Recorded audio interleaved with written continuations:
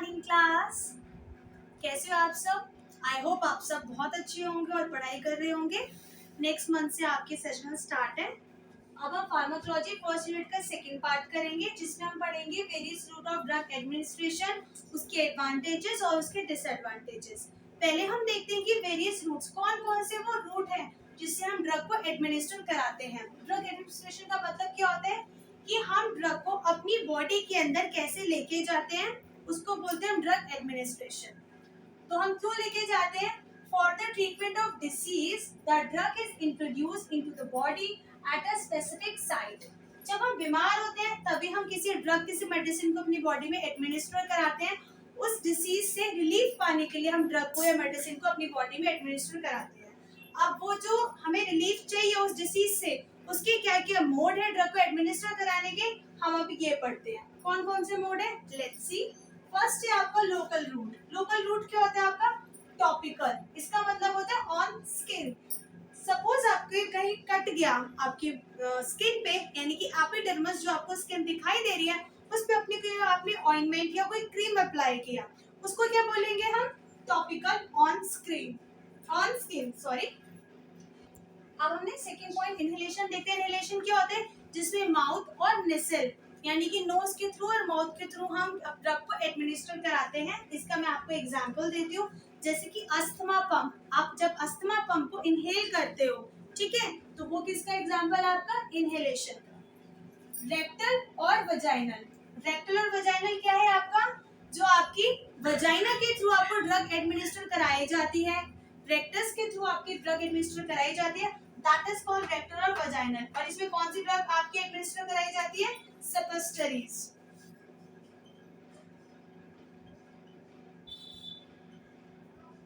सपोस्टरीज और एनिमा। अच्छा, अब ये बताइए इसका क्या एडवांटेज है सपोस्टरीज और एनिमा का? अगर सपोज कोई पेशेंट आपका जो है वो अनकॉन्शियस स्टेट पे है, वो बेहोश है, तो हम उसको ड्रग माउथ के थ्रू तो उसको एडमिनिस्टर नहीं करा सकते। और सपोज उसकी वजाइना में कोई इन्फेक्शन है, किसी फीमेल की वजाइना में इन्फेक्शन है और मुझे उसको ड्रग एडमिनिस्टर कराना है और वो आपकी अनकॉन्शियस स्टेट पे भी है, तो हम उसको सपोस्टरी और एनिमा के थ्रू ड्रग एडमिनिस्टर करा सकते हैं। या फिर सेकंड कंडीशन ये भी होती है, समटाइम किसी पेशेंट को किसी ड्रग एडमिनिस्टर करने से वॉमिटिंग भी आ जाती है, तब भी हम उसको इसके थ्रू करा सकते हैं। अगर किसी के वजाइना में इन्फेक्शन है तो हम उसको सीधा सपोस्टरी या एनिमा उसके बेसिस पे दे सकते हैं। फोर्थ आ जाता है आपका ऑरिकुलर। ऑरिकुलर क्या आते हैं? जिसमें हम आई और ईयर में आपके जो ड्रॉप्स होते हैं, जैसे किसी को आई में प्रॉब्लम है, हम उसको आई ड्रॉप दे देते हैं, ईयर ड्रॉप दे देते हैं, तो उसको क्या बोलते हैं? ऑरिकुलर बोलते हैं। ये आपके लोकल रूट है। अब देखिए लोकल रूट के एडवांटेजेस और डिसएडवांटेजेस क्या है। एडवांटेजेस क्या? Easy to use. इसके लिए मुझे किसी पर्सन की नीड नहीं है, मैं अपने आप ऑइंटमेंट लगा सकती हूँ, मैं अपने आप आई ड्रॉप डाल सकती हूँ, ईयर ड्रॉप भी डाल सकती हूँ, ठीक है, ये इसकी एडवांटेज है। इकोनॉमिकल होती है ये, आपको ये जो क्रीम्स है, ऑइंटमेंट है, आपकी इजिली अवेलेबल होती है। पर इसका एक डिसएडवांटेज क्या होता है सबसे बड़ा? ये 100% बायो अवेलेबिलिटी नहीं होती है। अब 100% बायो अवेलेबिलिटी क्या होती है ये मैं आपको यहाँ इंजेक्शंस में एक्सप्लेन करूंगी। अब आ जाते हैं सिस्टमिक रूट। सिस्टमिक रूट क्या होता है आपका? जिसमें आपका जो आपकी ड्रग है वो ब्लड में भी एब्जॉर्ब होती है, उसको बोलते हैं सिस्टमिक रूट्स। सिस्टमिक रूट में क्या होते हैं आपके? Parenteral route. पैरेंटल रूट क्या है आपका? सबलिंगुअल और बक्कल, इनहेलेशन, सबक्यूटेनियस और रेक्टल। सबलिंगुअल क्या होता है और बक्कल?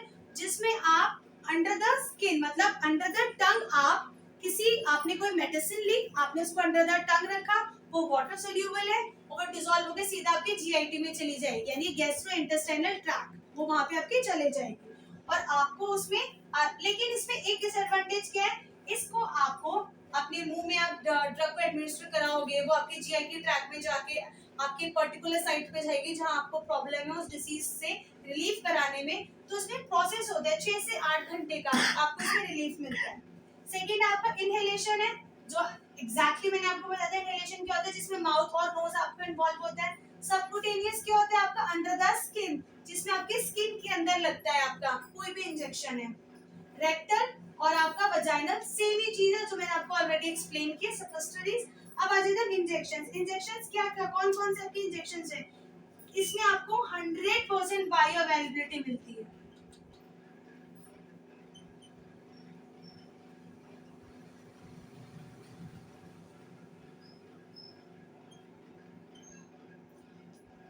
इंट्रावेनस क्या होता है? जो आपकी वेन्स में इंजेक्शन लगता है। इंट्रामस्कुलर जो आपकी मसल्स में इंजेक्शन लगता है। आपका इंट्राडर्मल जो आपकी डर्मिस आपके स्किन में इंजेक्शन लगता है। और आपका इंट्राकार्डिक जो आपके हार्ट में इंजेक्शन लगता है। इसके लिए पर्टिकुलर डॉक्टर होता है। ऐसा नहीं होता कि इंट्राकार्डिक आपको कोई भी पर्सन आपको इंजेक्शन दे सकता है। ये एक स्पेशलिस्ट ही लगाता है और ये बहुत हम कम कंडीशन में लगाते हैं। अगर किसी के हार्ट में कोई सीवियर प्रॉब्लम है तभी हम उसको इंट्राकार्डिक जो है इंजेक्शन प्रोवाइड करते हैं। और इंट्रा आर्ट्रियल जो आपकी आर्टरीज में आपको इंजेक्शन लगता है। 100% बायोअवेलेबिलिटी क्या होता है? अब देखते हैं इस टर्म का मतलब कि आपको बॉडी में इंजेक्शन लगने के बाद जो आपको डोज मिलता है पेरेंटल फॉर्म में, वो आपकी बॉडी में 100% आपको उसका बेनिफिट मिलता है। जैसे कि इस वाली में आपकी जो लोकल रूट है इसमें आपको 100% आपको इफेक्ट नहीं मिलता है। सबसे मेजर रीजन क्या है? ये आपका 100% बायोअवेलेबिलिटी आपको नहीं प्रोवाइड करता है, ये कराता है। इसका मतलब है कि आपको जितनी आपको दवाई दी गई है वो आपकी पूरी बॉडी में उतना जाकर और बहुत शॉर्ट नोटिस पे आपको फायदा देती है। आपको within half an hour even 15 minutes to 30 minutes में आपको रिलीफ मिल जाता है। इसमें आपको कुछ आवर्स लगते हैं, 4 to 6 hours, sometime 6 to 8 hours, sometime 24 hours भी लग जाते हैं।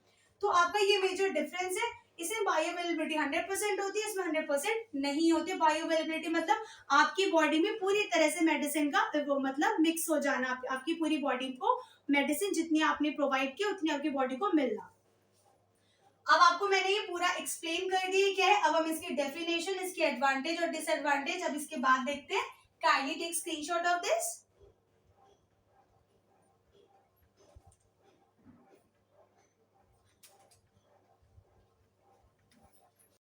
देखो हम देखेंगे जो अभी हमने पढ़ा है कि लोकल रूट क्या है आपका, इन सब की डेफिनेशंस के बारे में अब हम पढ़ेंगे। ठीक है, तो first of all local route of drug administration क्या है? ये आपका सबसे simple route of drug administer है। इसमें आपको किसी एक्सपीरियंस पर्सन, किसी ट्रेन पर्सन की रिक्वायरमेंट नहीं होती है। इसमें आप खुद ही आप सेल्फ अप्लाई कर सकते हो। लोकल रूट वाले में आपका ये टॉपिकली आपके स्किन पर ही अप्लाई होता है। अब हम इसकी डेफिनेशन देखते हैं। It is the simplest route in which drug is applied on a particular area और directly on a site of action. That means कि अगर मेरी एपिडर्मिस, मुझे यहाँ पे कट लग गया, मैंने यहाँ पे खुद ही कोई क्रीम अप्लाई कर ली, ठीक है, तो मुझे मैंने सेल्फ अप्लाई किया, मुझे किसी की रिक्वायरमेंट नहीं है इसमें। तो ये क्या आपका simplest mole of drug administration का है। आपका टॉपिकल रूट क्या है? जिसमें आपने एपिडर्मिस, इसकी जो ऊपर की स्किन उसको हम एपिडर्मिस बोलते हैं, मैंने वहाँ पे कोई ऑइंटमेंट, क्रीम या लोशन को अप्लाई किया और उससे क्या हो गया, मेरी जो मुझे जो कट थी, जो मेरी चोट, जो मुझे इंजरी हुई थी, उससे मुझे रिलीफ मिल जाएगा। अब हम इसका क्या देखते हैं, एडवांटेजेस देखते हैं। क्या है? Easy to use. मैंने इसको इजीली अप्लाई किया तो इजी टू यूज है। इकोनॉमिकल है, आपकी 30 ग्राम के 50 रुपीज के अंदर आ जाती है। अप्रॉक्स एक आइडिया है रफली। यूजफुल फॉर चिल्ड्रन, ये बच्चों के लिए भी बहुत ज्यादा यूजफुल है। जैसे छोटे बच्चे होते हैं जो 1.5-2 साल के, जिन्होंने अभी चलना थोड़ा ही सीखा होता है, भाग रहे हैं, वो कहीं गिर गए, उनके घुटने छिल जाते हैं, हाथ छिल जाते हैं, उनको आप इजीली ये क्रीम अप्लाई कर सकते हो उस इंजरी से रिलीफ के लिए। एंड सेफ फॉर यूज, इसका कोई साइड इफेक्ट नहीं होता है जनरली क्रीम्स, लोशन का, आपका ऑइंटमेंट का, तो सेफ फॉर यूज है। Now we come to the disadvantage. Disadvantage क्या है? सबसे बड़ा ड्रॉबैक होता है इसका, ये बहुत स्लो एक्शन करता है। वैसे भी जब आपको ऑइंटमेंट, क्रीम या लोशन अप्लाई करते हो तो आपको मिनिमम 3 डेज उस इंजरी पर अप्लाई करना होता है। मिनिमम 3 डेज, समटाइम 1 वीक और 15 डेज तक भी ये टाइम पीरियड आपका एक्सटेंड हो सकता है, पर मिनिमम 3 डेज होता है। सेकेंड आपका क्या है? Some drugs cause irritation. कुछ ड्रग्स को यानी कि कुछ ऑइंटमेंट या क्रीम को या लोशन को अप्लाई करने में हमें जलन महसूस होती है, तो उसमें उस केस में हम इसको अप्लाई नहीं कर सकते। थर्ड क्या है? Redness of skin. आपकी स्किन में जब आप कोई ऑइंटमेंट, क्रीम या लोशन को अप्लाई करते हैं, आपकी स्किन में समटाइम रेडनेस भी आ जाती है। जैसे मैं आपको अगर अपना एग्जांपल दूं तो मुझे सोफ्रामाइसिन, पर्टिकुलरली मुझे सोफ्रामाइसिन सूट नहीं करती है। सोफ्रामाइसिन से मेरी स्किन में रेडनेस आ जाती है। अब आपका आ जाता है इनहेलेशन। इनहेलेशन क्या हो जाता है आपका? Drug is inhaled through mouth, nose, Some drug is absorbed in blood capillaries present in muscles, example asthma pump. Inhalation, as I already told you कि जो ड्रग आपकी माउथ, आपके मुंह या फिर नोज के थ्रू ली जाती है उसको हम क्या बोलते हैं, इनहेलेशन। और इसमें क्या हो जाता है, आपकी कुछ ड्रग्स यानी कि 100% इसमें बायोअवेलेबिलिटी नहीं होती है। 100% बायोअवेलेबिलिटी का मतलब क्या है कि आपकी बॉडी में 100% पूरी मेडिसिन, जैसे सपोज 30 ग्राम्स हमने मेडिसिन का इंटेक किया तो वो मेरी पूरी बॉडी में 30 ग्राम्स नहीं एब्जॉर्ब होती है, उसको हम 100% बायोअवेलेबिलिटी बोलते हैं। ठीक है, इसमें क्या हो जाती है आपकी कुछ जो आपकी 30 ग्राम्स में से उसका कुछ परसेंटेज आपके ब्लड कैपिलरीज में एब्जॉर्ब हो जाता है। तो some drug is absorb in blood capillaries present in muscles, example asthma pump. तो इसका क्या एग्जांपल है, जैसे कि अस्थमा पंप। जैसे आपकी कुछ जो ड्रग्स है जैसे वेजाइना और रेक्टस के थ्रू दी जाती है, इसमें क्या होती है आपकी जो वेजाइनल और जो रेक्टल ड्रग्स होती है ये बहुत स्पेशल ड्रग्स होती है। इसकी प्रिपरेशन बहुत स्पेशल तरीके से होती है और इसको प्रिपेयर करने के लिए भी एक स्पेशल टीम की हमें रिक्वायरमेंट होती है।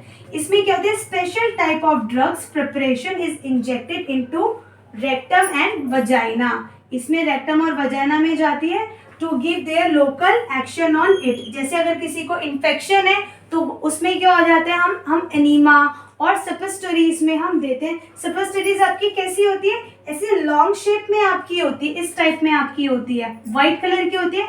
आप इसकी इमेज गूगल पे भी चेक कर सकते हैं, व्हाइट कलर की ऐसे लॉन्ग लॉन्ग सी होती है, वो आपकी वजाइना में इंसर्ट की जाती है।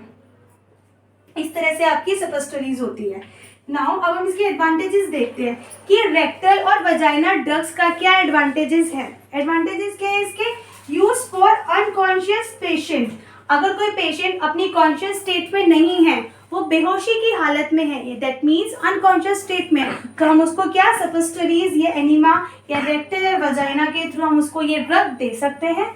Used when drug causes vomiting. Sometime अगर किसी मेडिसिन को लेकर हमें वॉमिटिंग जैसा हो रहा है, हम उस ड्रग का इंटेक नहीं ले पा रहे हैं, तब हम रेक्टल और वजाइनल रूट को हम यूज करते हैं। बट ये इतना वेल एक्सेप्टेड रूट नहीं होता है तो हम इसको अवॉइड भी करते हैं। ये इसका एक डिसएडवांटेज है क्योंकि ये बहुत सेंसिटिव चीज होती है। आपके वजाइना और जो रेक्टल चीज है ये बहुत सेंसिटिव चीज है, इसलिए हम इस रूट को वेल एक्सेप्टेड रूट नहीं मानते हैं। जब पेशेंट की ऐसी कंडीशन होती है, बहुत ही सीवियर कंडीशन में है पेशेंट, तब हम इस वाली रेक्टल पोजीशन को और जो आपकी वेजाइनल है तब हम इसको प्रेफर करते हैं देना, इस मोड को। अब आ जाते हैं इसका डिसएडवांटेज क्या है, कॉजेज इरिटेशन। समटाइम इरिटेशन भी होती है जब हम इसको रेक्टल और वेजाइनल के थ्रू देते हैं, और it is not well accepted route. As I already told you कि ये बहुत ज्यादा वेल एक्सेप्टेड रूट नहीं होता है। Kindly take screenshot of this. अब हम देखते हैं ऑरिकुलर रूट। ऑरिकुलर रूट क्या होता है आपका, जिसमें आपकी ईयर और आई ड्रॉप यूज होते हैं। नहीं कि आप आपकी आंखों में रेडनेस हो जाती है, जलन हो जाती है, तो आपको कोई आई ड्रॉप आप यूज कर लेते हैं। कानों में कई बार दर्द होने लगता है तो आप ईयर ड्रॉप यूज कर सकते हैं, तो उसको क्या बोलते हैं, हम ऑरिकुलर रूट बोलते हैं। In this route the drug is introduced into body cavity like eye and ear, जिसमें बॉडी की जो बॉडी कैविटी है यानी कि आपकी आईज में और आपकी ईयर्स में, इसको बॉडी कैविटी बोलेंगे, जो इसमें यूज की जाती है। Example eye drops, ear drops. अब आ जाता है आपका ओरल रूट। ओरल रूट आपका क्या हो जाता है, drug is directly administered through mouth. इसमें जो ड्रग है वो डायरेक्टली आपके मुंह के थ्रू जाती है।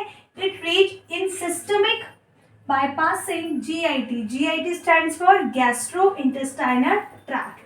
अब इसमें ओरल रूट में आपके दो तरीके की ड्रग होती है, एक होती है आपकी सॉलिड डोसेज फॉर्म, एक होती है आपकी लिक्विड डोसेज फॉर्म।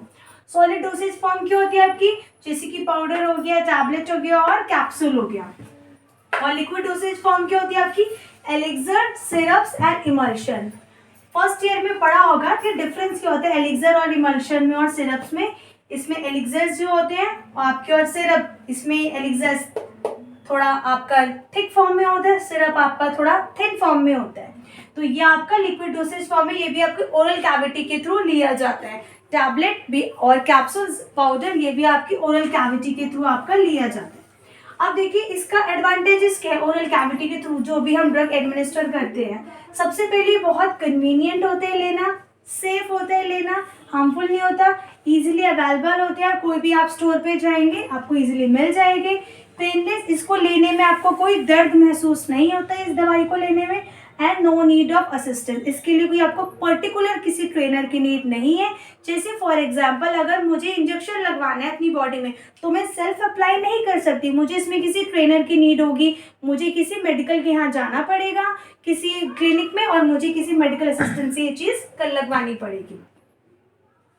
अब इसका डिसएडवांटेज क्या है, ये इसका बहुत स्लो रिस्पॉन्स होता है, not suitable for emergency condition. अगर कोई पर्सन इमरजेंसी कंडीशन में होता है, जैसे किसी को कोई बहुत सीवियर प्रॉब्लम हो गई या कोई एक्सीडेंट, कोई रोड एक्सीडेंट में किसी को इमरजेंसी में हमें देना, तो हम उसको वहाँ पे टैबलेट्स नहीं देते, हम उसको कैप्सूल्स नहीं देते, हम उसको इंजेक्शंस देते हैं उसके पेन से रिलीफ कराने के लिए।